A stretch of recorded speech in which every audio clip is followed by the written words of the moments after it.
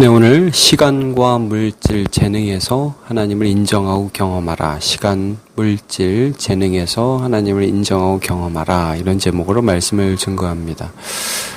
우리는 오늘 본문 바로 앞에 금송아지 사건을 함께 살펴봤습니다. 그건 뭐냐면 하나님의 백성들이 이제 사실 하나님을 사랑하겠다고 약속하고 하나님을 따르겠다고 약속했지만 실제로 하나님을 경외하지 못했다는 걸 보여주는 사건이었습니다. 금송아지 사건이. 하나님을 소중히 여기지 않고 그래서 하나님이든 송아지든 우리를 인도해 가기만 하면 된다. 이런 태도를 보여줬던 것이죠.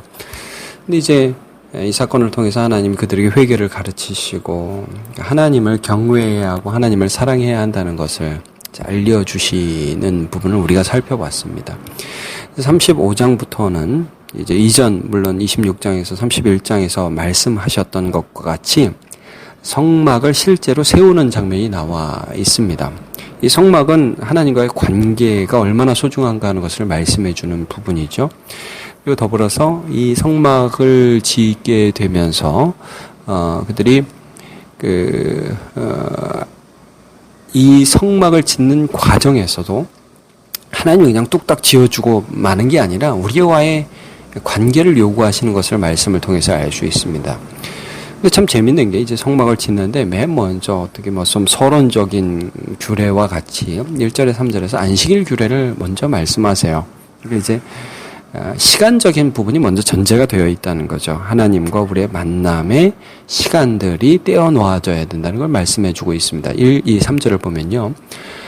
특별히 2절을 보면 이런 말씀이 있습니다. 엿새 동안은 일하고 일곱째 날은 너희를 위한 거룩한 날이니 여호와께 엄숙한 안식일이라. 누구든지 이 날에 일하는 자는 죽일지니 안식일에는 너희의 모든 처소에서 불도 피우지 말지니라 그랬습니다. 자, 여기 보면 참 재밌는 말씀이 있습니다. 너희를 위한 거룩한 날이다. 이렇게 말씀을 하고 있어요.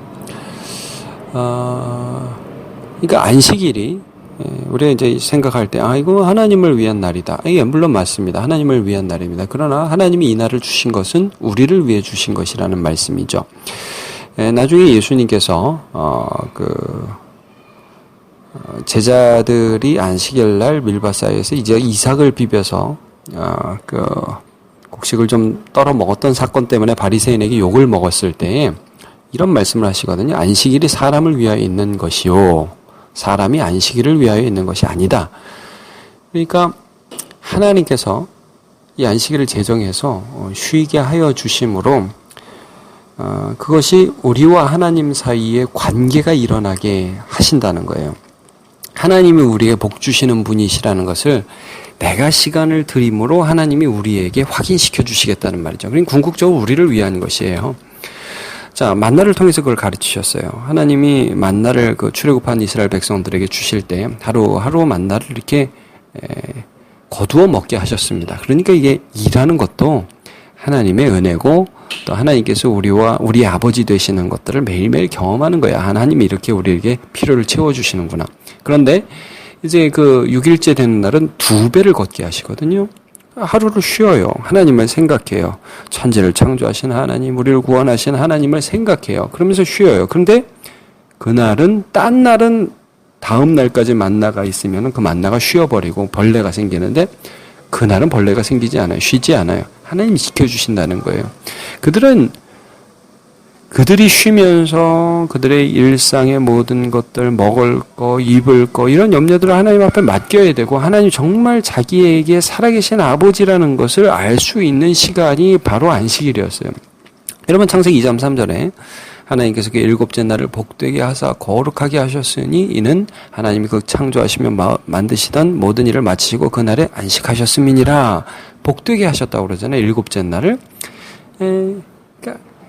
우리가 6일을 쉬고 6일을 일하고 하루를 쉬는 그날은 하나님께서 하나님 되심을 우리에게 알려주시는 시간이고 복 주시는 시간이에요. 이게 신앙이 있는데 나는 예수는 믿는데 시간이 없어서 주님께 예배 드릴 시간이 없다. 어떻게 보면 금송아지 만드는 거 비슷한 것입니다. 나는 하나님 믿는다고 하는데 뭐 이게 하나님이든 뭐 돈이든 뭐든 나를 살려주기만 하면 된다. 이런 게 아니라는 거죠. 신앙이라는 것은 시간 속에서 하나님을 인정하고 그 시간 속에서 하나님의 복주심을 경험하는 것입니다.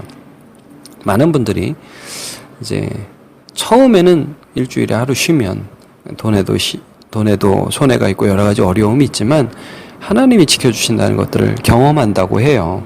그러니까 여러분 우리가 이 시간이라는 실제적인 부분에서 하나님을 인정하고 경험하게 되시기를 축복합니다. 그 다음에 이제 5절부터 쭉 보시면 이제 성막에 지을 그 물건들 그리고 또 재능들을 하나님이 받으셔서 그것을 통해서 성막을 건축하는 것을 우리가 볼 수 있게 됩니다. 먼저 5절을 보시면요. 너희의 소유 중에서 너희는 여호와께 드릴 것을 택하되 마음에 원하는 자는 누구든지 그것을 가져다가 여호와께 드릴지니 곧 금과 은과 녹과 그러면서 쭉 나오죠. 자, 우리가 5절을 지금 봤는데 그 밑에를 조금 좀 보시면요. 자, 몇 절을 보시냐 하면 10절을 보시죠. 무릇 너희 중 마음이 지혜로운 자는 와서 여호와께서 명령하신 것을 다 만들지니 그러면서 이제 앞부분에는 소유를 받으시고 뒷부분에는 이제 재능을 받으시는 그런 장면이 나와요. 근데 이제 여기 나오는 모든 것들이 사실은 성막에 관계된 것이죠. 우리가 다 살펴보지는 못합니다.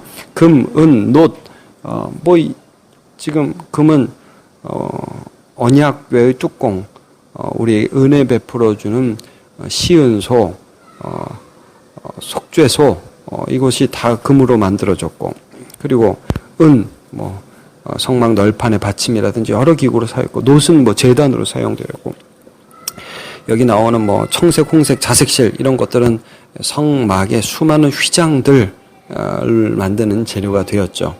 그리고 여러 그 재능들을 기부를 받아서 이런 일들을 하게 됩니다. 근데 여러분 여기서 좀 중요한 원칙이 하나 있는데 5절을 보시면요. 너희는 너희의 소유 중에서 너희는 여호와께 드릴 것을 택하되 어떤 자는 가져오라냐면 마음에 원하는 자라고 그랬습니다. 자, 이 많은 것들을 내라 하니까 우리가 이런 거부감이 솔직히 들 수 있잖아. 아이고, 하나님 결국 우리 거 뺏으려고 그러는 거냐? 근데 여러분, 하나님은 이렇게 말씀하세요. 원하는 자가 가져오라. 그러니 이제 원함이라는 게 뭐냐면 사실 이게 믿음이에요. 원함이라는 건 그냥 생기지 않습니다. 하나님이 이걸 주셨다. 이게 내가 다 드려도 갚을 수 없는 은혜다. 내가 그냥 이걸 드릴 수 있고 하나님 받아주신다는 것 자체가 은혜다. 이런 자가 가져온다는 거예요. 자, 나중에 다윗이 성전을 건축할 때 재료를 준비하지 않습니까? 그때 너무 많이 백성들이 가져오니까 하나님 앞에 이런 감사 기도를 드려요. 역대상 29장 14절에 나와 내 백성이 무엇이기에 이처럼 즐거운 마음으로 드릴 힘이 있었나이까 모든 것이 주께로 말미암아 싸우니 우리가 주의 손에서 받은 것으로 주께 드렸을 뿐이니이다. 이게 모든 것이 주님으로부터 왔다는 걸 아는 거죠. 이스라엘 백성들도 노예 출신이었고 그들이 뭘 가질 수 있었던 게 있었습니까? 근데 하나님이 10가지 재앙으로 치면서 그들이 나올 때 은금 폐물을 이집트 사람에게 구하게 하셨고 그것들을 소유하게 되었습니다. 하나님이 내 모든 소유의 근원이시라는 걸 고백하는 거죠. 이게 다 드려도 갚을 수 없는 은혜인데 이걸 드릴 수 있다는 게 은혜라는 것을 믿음으로 고백하는 것입니다. 자, 여러분 요즘에 학교에서 촌지 근절하죠. 촌지와 감사 선물은 어떻게 다릅니까? 촌지라는 거 이거예요. 투자 개념이에요. 내가 이거 줄 테니까 우리 애 잘 봐주세요. 뇌물이라는 거는 투자예요. 내가 이거 좀 드릴 테니까 앞으로 사업할 때 좀 봐주세요. 감사라는 건 투자가 아니에요. 존중이에요. 기본적으로 선생님에 대한 어떤 분에 대한 감사, 그 분 자신에 대한 존중이죠. 여러분 하나님이 우리를 부르셨어요. 그러면 우리가 하나님을 사랑한다고 할 때 말로 이렇게 하는 게 아니라 우리가 이런 요한도 그런 요한사도 이런 말씀을 하지 않습니까? 우리가 말과 혀로만 사랑하지 말고 행함과 진실함으로 하자고 그렇게 말씀하잖아요. 하나님을 사랑할 때 시간이라든지 물질이라든지 재능 이런 것들을 하나님께서 받아주신다는 거예요. 그리고 그런 것들을 통해서 하나님이 우리에게 복 주시고 또 하나님의 하나님 되심을 나타내신다는 거죠. 그러니까 여러분 봉헌이나 이런 부분에 있어서도 우리 고린도후서 8장 12절 말씀을 보면 할 마음만 있으면 있는 대로 받으실 터이 없는 것은 받지 아니하시리라.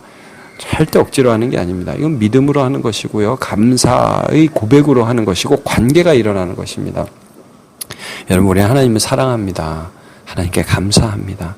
그렇다면 그것이 그냥 입에서 끝나는 게 아니죠. 시간, 물질, 재능에서 하나님과의 관계가 일어난다는 것입니다. 여러분 이 모든 것에서 먼저 믿음 주시는 하나님, 이 시간이, 이 물질이, 내 재능이 하나님으로부터 왔다는 이 믿음을 주시는 하나님을 경험하시고 또 그것들을 하나님 앞에 드리시고 또 그 가운데 하나님의 인도하심과 보고심과 채우심을 또 경험하시는 그런 시간과 물질에서 하나님을 인정하고 경험하시는 저와 여러분 되시기를 축복합니다.